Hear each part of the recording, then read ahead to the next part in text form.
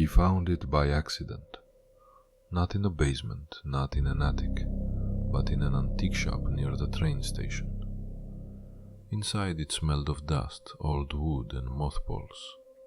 The shopkeeper, a stooped, dry man, barely looked at the visitor. Shelves were cluttered with trinkets, porcelain figurines, yellowed books, forgotten photographs, and on the edge of the display case sat a doll. Porcelain, a crack on her temple, blue eyes, too real, too focused. The man froze. It felt as if the doll was staring at him, a sharp prick in the back of his head, like a needle. The shopkeeper coughed. Better not take her. The visitor frowned. Why? The shopkeeper shrugged. His eyes were tired, empty. There were stories. He hesitated, then added, "Just don't take off her dress." The squeak of an old cash register. The visitor paid, wrapped the doll in newspaper, and left. From that moment, she was already with him.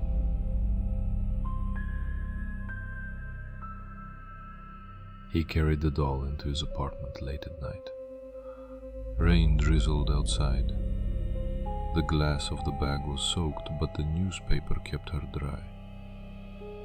The room greeted him with silence. He placed the bundle on the table and went to the kitchen for tea. Just another antique trinket. But when he returned, something was wrong. The newspaper had unfolded by itself. The doll sat at the edge of the table, her head slightly tilted, eyes staring straight at him. Blue, cold. He stepped closer, reached out, and for a moment it seemed her eyelids trembled, as if she tried to blink. He jerked his hand back, laughed nervously. Tired, just imagined it. Water dripping from the faucet. Drip, drip, drip. Each sound echoed in his skull. He covered the doll with a cloth and placed her on a shelf, but as he fell asleep, he felt it. Someone was watching, and their eyes were open.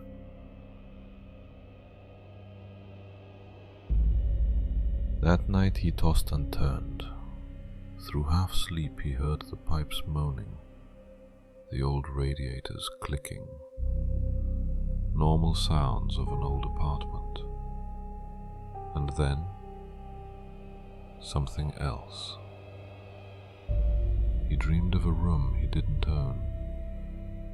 Small, peeling wallpaper. In the corner, a wooden crib. On the nightstand sat the doll. The same one. Her eyes were open, and they moved, following his every step. He tried to leave, but his legs rooted to the floor. Music began to play, thin, trembling, from a music box. The melody broke on the same note, as if someone wound it backward.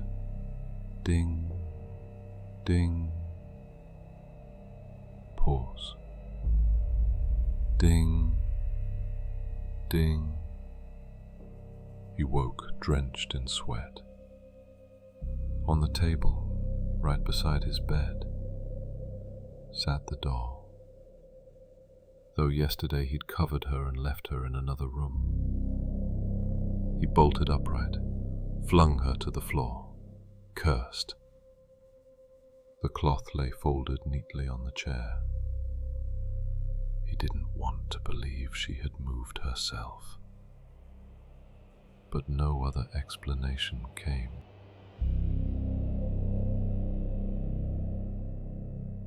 Morning greeted him with ordinary sounds. Kettle boiling, neighbors slamming doors, rain against the window. But something was wrong. On the corridor floor lay tracks, small, childlike, dust smeared, as if tiny bare feet had walked at night. He bent down, touched them, dry, but his fingertips came up grey, like ash. The doll was back on the table, facing the mirror, though he had thrown her down last night. The mirror reflected the room, everything but her. Only an empty chair.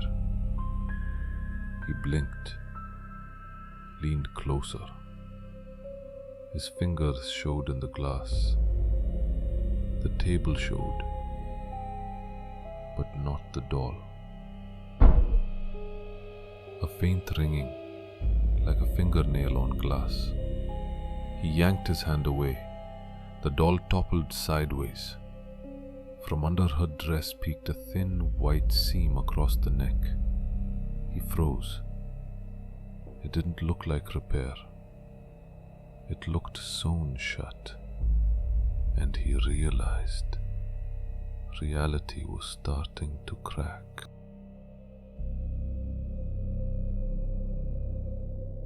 He stared at the seam. A fine thread ran from ear to collarbone, barely visible, yet impossible to look away.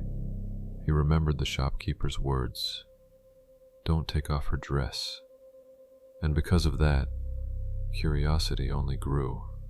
He picked the doll up, porcelain cold as ice, dress rough and dusty. The fabric crackled as he lifted it. Beneath the hem, a strip of paper, sewn into the seam itself. He fetched scissors, snipped the thread. A brittle snap, like a dry tendon. Inside, a scrap of paper. Ink faded, but letters remained. A single word, a name. Lena. He whispered it without thinking, and instantly, something shifted in the apartment. The clock stopped. Silence thickened. Walls swallowed all sound. The doll grew heavier in his hands. Her head tilted further, and her lips seemed to quiver. You remembered.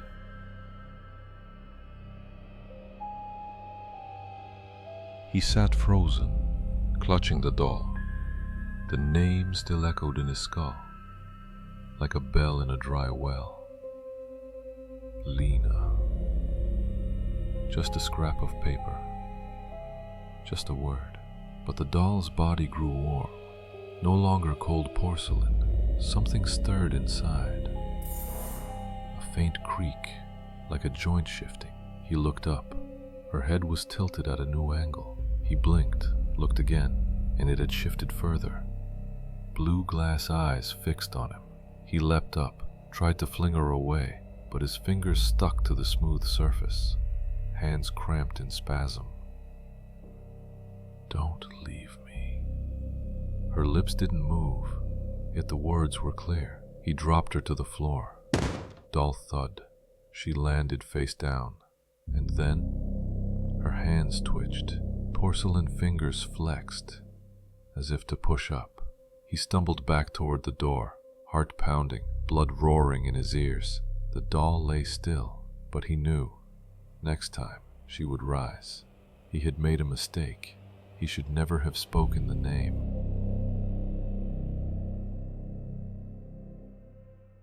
Night fell over the city. The room was quiet, only rain tapping at the window. He couldn't sleep.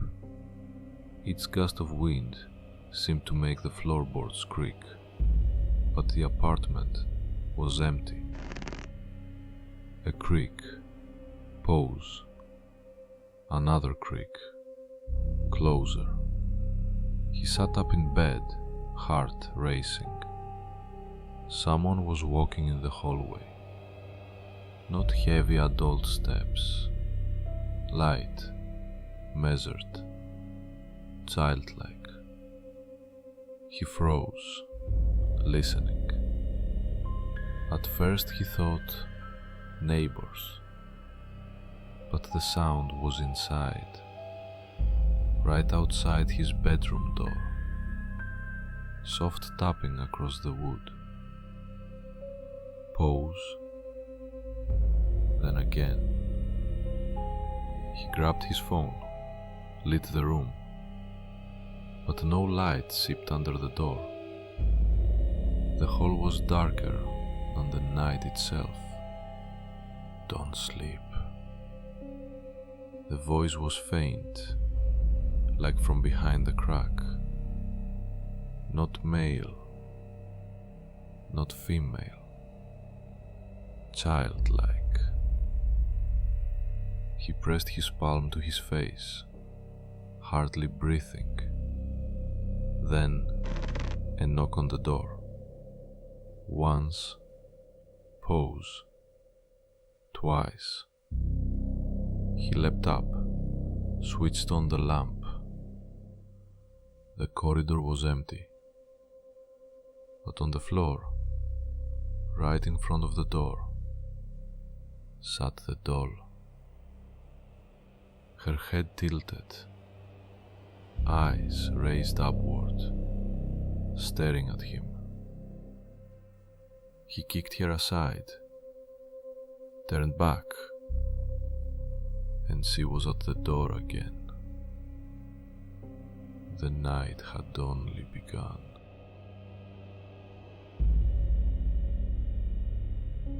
He feared the night, but the day brought no comfort.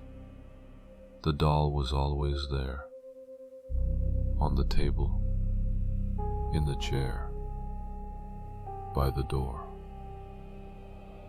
One morning he woke not from creaks or steps, from words. Do you hear me? The voice was clear, muffled, as if from underground. He froze, heart thundering. You spoke my name. I didn't mean to, he whispered, and instantly regretted answering. The room dimmed, the lamp flickered out. The air thickened, heavy as before a storm. A soft joint creak. The doll slowly turned her head, no illusion this time. What do you want? His voice cracked.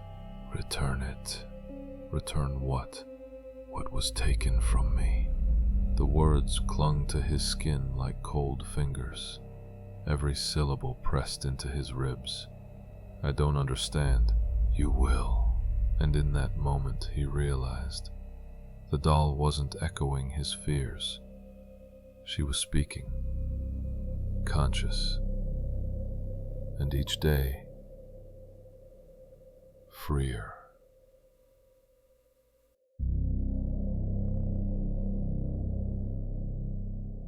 Each day the doll seemed less like porcelain. Her presence thickened the air, dimmed the light, turned his home foreign. One night he woke the cold, the blanket thrown off. Beside him on the pillow, the doll.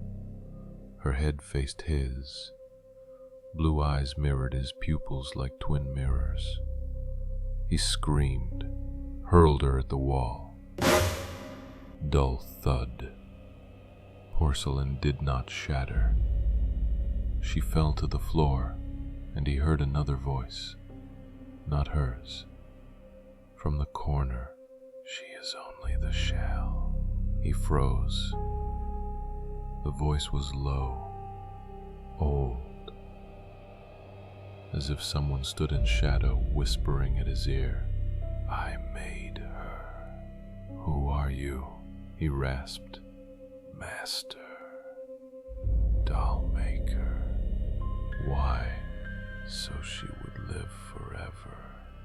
so my creations would never be alone. The shadow stirred. He thought he saw long, wire-thin fingers tugging unseen strings. The doll rose by herself. Joints squeaked. She stood upright, took her first step. He stumbled toward the door. The voice followed. Too late. Now she is part of you. And you, part of my collection.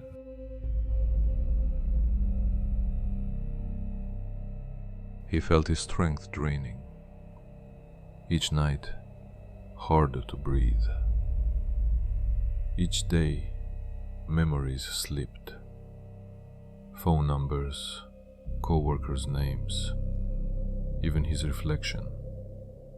The doll no longer hid. She sat across from him, like a person waiting to talk. Her eyes had depth now. And in that depth, his own pale, broken image. You took my name. Her voice was smooth, natural. I didn't mean to. Her head tilted. Joints creaked like bones. Then give. What? Yourself. He staggered back. The words gripped his body. His lungs spasmed. Skin felt foreign, brittle. His hands trembled, white dust forming beneath his nails, like porcelain.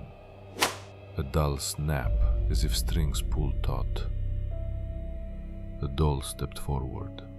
A fair exchange. No! You spoke the name. You opened the door. Now your voice is mine. Your life is mine. He tried to scream, but his throat refused. And inside his chest echoed another voice. Dry, rasping, as if someone else was trying to speak through his mouth. It felt like two beings sat in the room. He and her, in one body, and only one would remain.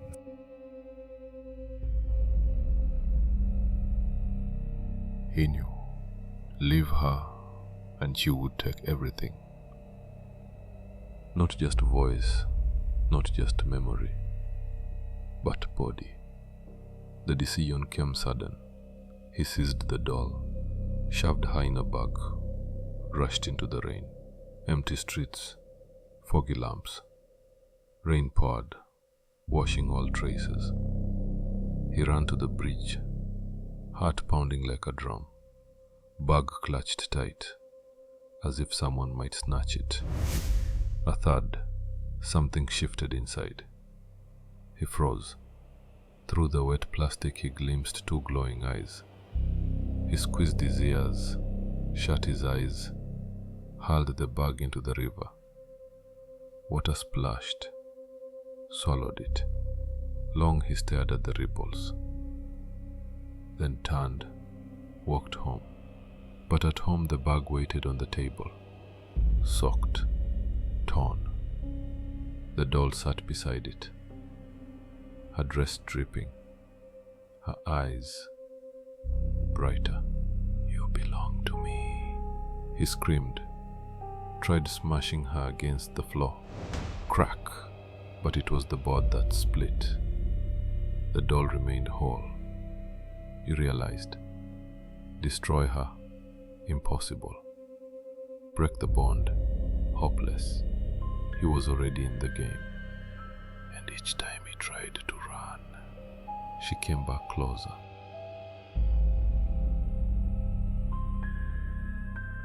His apartment no longer felt his own. The walls breathed alien air.